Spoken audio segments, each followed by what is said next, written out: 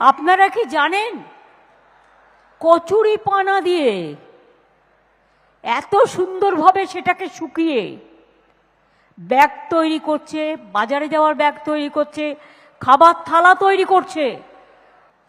কত কাশফুল বনে বনে হয়ে আছে।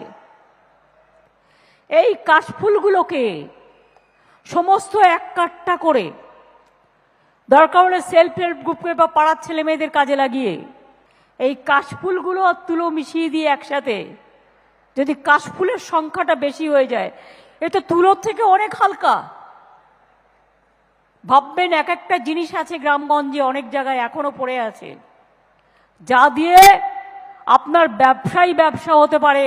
যেসব মন্দিরে খুব বড় রকম ফুল মালা বা ফুল ইউজ হয়, যেরকম আমাদের বাড়ি ময়দানের মন্দির, কল্যাণেশ্বরীর মন্দির, ঘাগরবুড়ির মন্দির, ওই ফুলগুলোকে নিয়ে এটা ওয়েস্ট করার নেই, ওখান থেকে আগরবাতি বানানো হবে, ধূপকাঠি।